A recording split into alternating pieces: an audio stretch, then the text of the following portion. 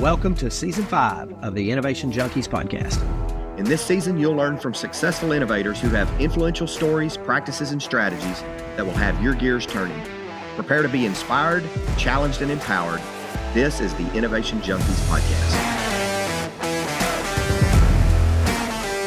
Hey guys, welcome to another episode of the Innovation Junkies podcast. I am Jeff Standridge, and I am flying solo today. My co-host and business partner, Jeff Amorine, is otherwise detained for legal reasons. He's he's had a very busy week up in Northwest Arkansas this week with the Northwest Arkansas Technology Summit, a cohort of Korean business founders that have been in for the last several weeks as well. So we gave him the day to kind of collect his thoughts, and I am very happy to be joined today by Marcus Cauchi of the Ally Method. Marcus and I had the opportunity. He comes to us from the UK, and we had the opportunity a few months ago for me to visit with him on his podcast. And so, Marcus, welcome to the Innovation Junkies podcast today. Thank you so much for having me. Absolutely. It's a pleasure. So tell our listeners a little bit about you to start with and maybe briefly and how you got to be where you are today and what you're doing today. So I've been in sales 35 years, something like that. And over the years, I've been a bit slow to learn. So I've earned my knowledge through scar tissue and oversubscription to the stupid tax. So I've decided that I'm going to turn my idiocy into cash. And I then, about 4 years ago, when I left the franchise I was with for 16 years, I'd become increasingly disillusioned because every sales methodology out there has this one-size-fits-all sales playbook that's focused on numbers, not people. Mm-hmm. And I learned the hard way. I made many mistakes, missteps. I'm not proud of many of the things I did. And I watched so many deals crumble.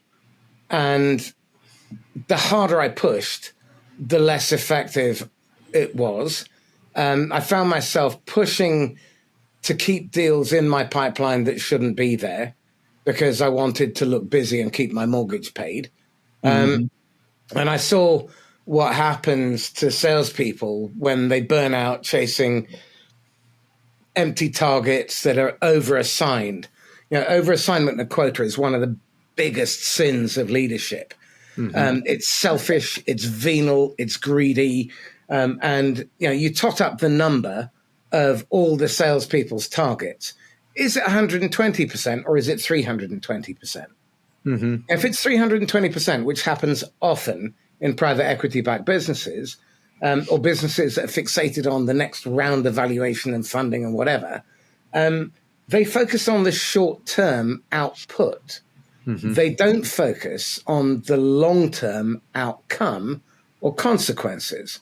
And I got really angry with this. So I've just spent 4 years essentially looking in the ugly mirror and ripping out all the things that we do as sellers to get in the way. Because we only have one function as salespeople: empower the buyer to make the right decision for them. Mm-hmm. Nothing else. That's right. They don't want to be sold, coerced, managed, pressured, convinced, closed. What they want to do is make the right decision well. They don't want to make the wrong decision. And they don't want to make the right decision badly, because that will backfire. And they buy for their reasons. They don't buy for our reasons anyway. Exactly. Yeah. And so we started out thinking, how do we behave ethically? So one of my favorite maxims is, if the truth won't sell it, don't sell it. Huh. Yeah, that's from the 1920s. I can't remember who I should be ascribing it to. It's not mine, but what a brilliant piece of advice. Mm-hmm, mm-hmm. So our job is to empower the buyer to choose well. It's to facilitate buying. And to do that, I believe that we need to be people-centric, and we need to be really, really ruthlessly hard on the process. You don't go blaming your salespeople when they are actively doing what you told them to do. Right. And so then the third principle is that we look for sustainable wins, not the quick close. So Let me ask all of your listeners this one question, and then I'll be really curious about your reaction. Why do we prospect? Why do we market? Why do we prospect and why do we market? Well, why do most organizations prospect and market is to identify, to take suspects and turn them into prospects, and take prospects and turn them into clients. Right. Okay. But if you look at the way they are measured, the way the individual contributors within sales, business development, marketing, customer success, product operations see their part, are they focused on the customer and everything they do is built from the customer out? Or are they focused on the supply side metrics, the outputs, like dials, demos, presentations, and revenue, none of which the customer gives one jot about?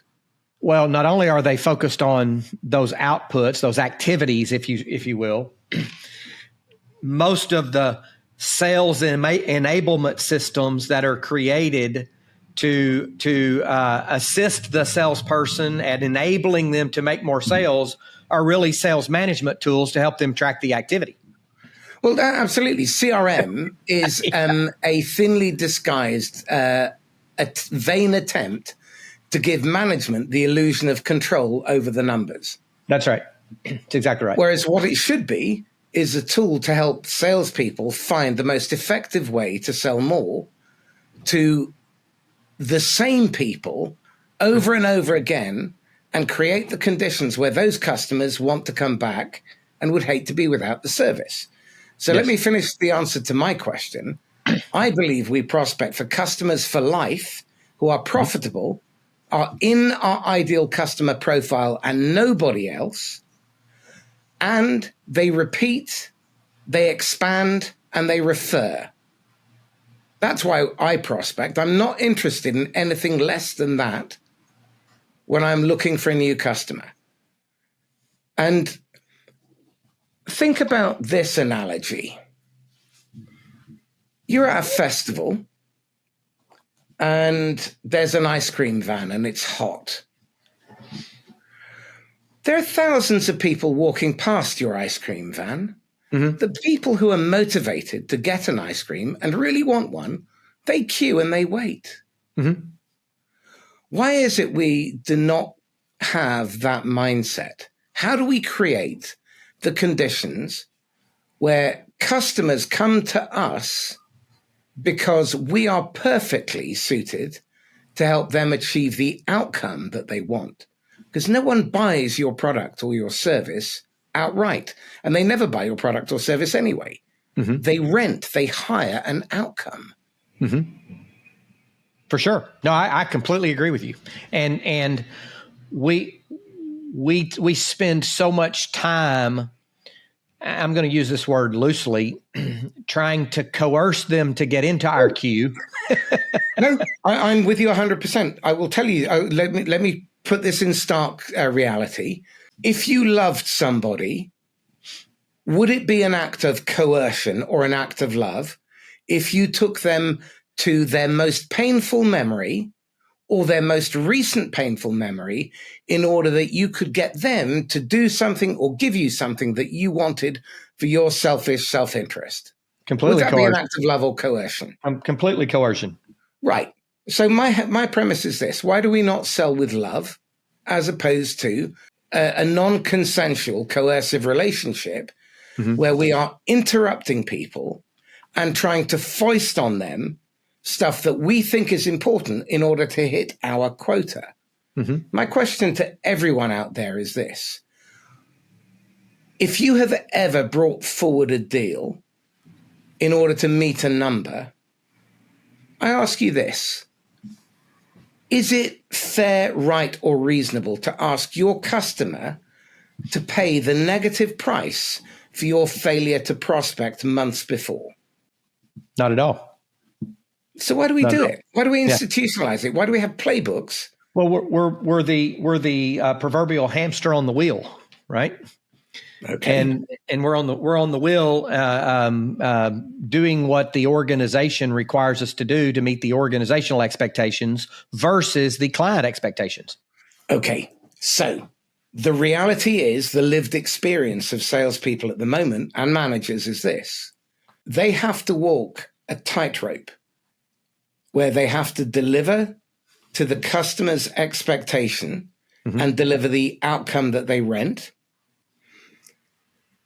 whilst also being able to satisfy the supply side metrics outputs and be successful without burning out. If you're on the hamster wheel and you never stop to think, what's the probability you can ever get off? Virtually zero. Lovely. So given that we know that the chances are virtually zero, and yet we're trying to follow this dream where we have agency, we create the future we want for ourselves, how many people in your experience have actually created a deliberate, intentional plan, working backwards from the outcome that they want, identifying exactly what resources and roles need to be in place and how much budget and when they're going to need that budget, all the way down to this moment, in order that they have an operating model that they can work from and achieve the outcome with certainty? Very few. Almost none. Almost none. And when you've come across people who do that, what sort of life do they create for themselves? They create the life that they live to work versus work to live. And have you noticed how happy and chilled and satisfied and humble those people are? Absolutely. Because their motivation is intrinsic instead of trying to satisfy extrinsic irrelevancies. That's right. Like the flashy car, the house, the job title. The real power comes from influence, not a title. That's right. And what I think most salespeople do not understand is that you are a leader if you empower other people to make good decisions well. That is the only function of leadership. I've said the skills of leadership and sales are part and parcel to one another. People follow people they know, like, and trust. People buy from people they know, like, and trust. And so both of those are elements of leadership. Jeff, let me ask you this. When you are making a really important decision, do you want to be convinced by somebody, or do you want to be certain that the decision you are making is the right decision for you? Oh, completely. I don't want to be convinced by, I don't need to be convinced by someone. I need to be provided with the information and empowered, as you said, to make a good decision based upon the reasons that I'm buying in the first place. Okay. So for your audience, here is a life tip that will double your close rate immediately. Ready? Yep. I'm pen in hand. Okay. Do not sell. Facilitate buying. Ask yourself this question. What am I doing that is causing my buyer to perceive me as a threat? Yeah. And if you look at the Jolt effect by Matt Dixon, his research, the thing that really leapt out at me was this. 60% of all pursuits that a company pays marketing to generate and sales to follow up on, and management to manage, and leadership to listen to the fiction that's the forecast, and then make bad decisions off the back of incomplete information. When that happens, what we're effectively doing is mortgaging the future. We bring a deal forward, we put the customer under pressure, we send their brain the signal that we are a threat. 60% of all deals end up in closed, lost, no decision. So they've been good enough to invite us in, opened their doors, and we blow it. The data on this is terrifying. On average, for cold calls, it's roughly 33 to 46 dial attempts to get through to one human being on your list. For a warm follow-up where you're not put straight through. It's 6 to 11 follow-up attempts. Mm-hmm. So if you take one TAM opportunity and you follow it through, you're not going to make a sale because they could buy perhaps, but they're not right, and you're going to suffer if you do. Okay? Well, think about the mathematics of it. If it's a cold lead who's not in your ICP, that's 33 touch attempts. Then you get through. On average, it takes 14 first calls to get one first meeting. And then only 1 out of 8 first meetings results in a second where you get invited back because you are timely, relevant, and valuable to that individual. Mm-hmm. Now, to my mind, we're looking at the wrong end of the problem. Right. What do we have to do to double that conversion rate from 1 out of 8 to 2 out of 8? Because then I prevent all of that workload at the top being necessary, and I don't create the dead work. Mm-hmm. Now, then when you think about how many touches, I work in complex enterprise sales where there are multiple stakeholders. Mm-hmm. The decision has a lasting impact. If they make the wrong decision, it's probably career ending. And if not, there will be lasting, significant impact on the business, on shareholder value, on the ability to thrive and survive. Mm-hmm. And I think we're going into a very tough trading period. I think the next 5 or 6 years is probably the hardest trading period any one of us will live through. Yeah. There's so much uncertainty, so much unrest. You talk about selling with love. It reminds me of a book, probably, 20 years old or so, by Bob Berg, called The Go-Giver. You familiar with that brilliant book?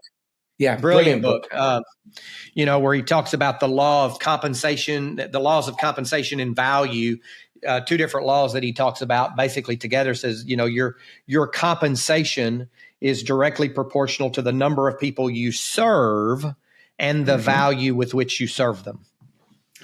Well, again, what's really fascinating, I've just come off a podcast where we were talking about lean and in particular, Toyota. Now, if you look at the way Toyota views things, the values of Toyota are not anything to do with shareholder value. Mm-hmm. It's about continuous improvement, respect for people. Mm-hmm. This whole concept of go and see, get your hands dirty. They had this lovely technique where they'd go onto the shop floor, draw a circle of chalk, and just stand and watch. You learn an awful lot by direct observation. Mm-hmm. Mm-hmm. We have a long-term philosophy. It's not good enough to do short-term gain. If the short-term gain results in a long-term negative payoff, that's unacceptable. So you focus on the quality at source. Every individual is personally responsible for the financial health of the business. Every individual is personally responsible for the brand, for the security of the business. Mm-hmm. I mean, that's a very different place to come to work. Very, very much a different place. So, Marcus, tell our listeners, and you've talked about a number of topics, all related to serving the customer. Talk about, or maybe give us a summary, if you will, of the Ally method and how you use that today in your practice. Simplest way of looking at it is I see everything as a system. And I was introduced to a concept that sent me down far too many rabbit holes called wicked problems. And it was like red rag to a bull, because a wicked problem is by definition insoluble. Mm-hmm. Well, actually, if you look at wicked problems, they're made up of very complex problems that are interdependent and intertwined. And complex problems are made up of hard problems, and hard problems are made up of simple problems, and simple problems are made up of bad decisions. Mm-hmm. If we can find those bad decisions, and then I have a 5-step process. You're either in green, amber, red, or the blacklist. Everything gets looked at, and if it's below 80% effective as a value chain, it goes into triage. Mm-hmm. We apply the RACI model, so responsible, accountable, consulted, and informed. Mm-hmm. The person who is accountable, i.e. it's their head on the block, is the person closest to the problem and with the greatest to gain from making it work. And they have total authority over anyone in the organization involved in that swim lane. Mm-hmm. And we triage everything. And we ask these 5 questions. What's the outcome we intended and how well are we doing against it? What isn't working? Well, let's stop doing that. What are the constraints? What are the obstacles that are preventing us? Let's just clear those out the way. And the things that are out of our control, accept. Then, what works better, and what works best? One of my favorite lessons was when you come across a good idea, keep looking. Mm-hmm. Richard Feynman, the physicist, said, the most important thing is not to be fooled, and the easiest person to fool is yourself. Right. Well, instead of just the way I've seen most SaaS companies work is they focus on efficiency and then they worry about effective. Well, right. That's like Volkswagen knocking out a bunch of cars and then having to recall several thousand of them at massive expense. Mm-hmm. It's not a good move. No, not at all. So you want to fix the problem when it's in production, not once it's in the hands of the customer, because they'll talk about it, and then you're responsible for damaging the brand. That's right. That's right. So what's the outcome? How well are we doing? What's not working? Stop doing that. What works better? What works best? Then test. So we use mission. What do we want to accomplish? Purpose. Mm-hmm. How do we want to do it? In our case, ethically, principally, we're in a principled manner that is sustainable and generates repeat customers for life who would hate to be without us. Mm-hmm. Okay. Then we have 5 swim lanes. Those 5 swim lanes are broken down into 90-day sprints. Those 90-day sprints have monthly milestones. The monthly milestones are broken down into weekly experiments, which everyone who is responsible for a little piece does each week. And then they report back. And we keep a failure log so that we keep iterating out the bad stuff. And then we scale and multiply. So that 5-step process, if it's over 80% effective, it's in green, you leave it alone for now. Right. We'll get to it later. If it's in amber, it's 50 to 80% effective at getting the job done. So all the elements of go-to-market are to deliver a paying customer who stays for life and repeats and refers. If we are doing anything that prevents that from happening, we want to remove it from the system. Then we want to look around and we want to see what other people are doing, because talent creates and genius steals. Mm-hmm. The beauty of intellectual property law is that you can't patent an idea. You can patent the expression of it. Right. Okay. So steal from therapy, steal from other industries, but give them credit by all means, but learn what works and apply that. And then test it to death, try to break it, and create a culture where failure is never hidden. I have a rule. If you write your failure down in the failure log, no problem. If you hide it, you get fired. You get fired, for sure. Absolutely. Yeah. So we're talking to Marcus Cauchi. He's the originator of the Ally Method. Marcus, tell our listeners where they can get in touch with you, how they can get connect with you. Best way is on LinkedIn. There are only 2 Marcus Cauchis, Cauchi. The other one is a much younger, better-looking chap with hair who's in recruitment, and I'm the grumpy bald chap. If you want to get hold of me and have a chat, DM me. I offer half an hour to people who are serious about making these changes, and they can take my selling aptitude test. It takes about 7 minutes, and at the end of it they'll learn 3 things that they didn't know about themselves, that they're getting in the way of themselves, if they stop, immediately they'll see performance improvement. Great.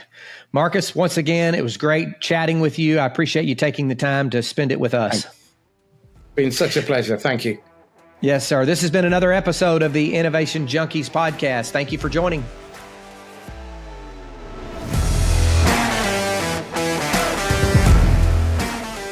Thanks for tuning in to another episode of the Innovation Junkies podcast. We hope you gained some valuable insights and inspiration from today's conversation. Be sure to subscribe for more episodes featuring leaders in the forefront of innovation, and don't forget to connect with us on social media to continue the conversation. See you next time.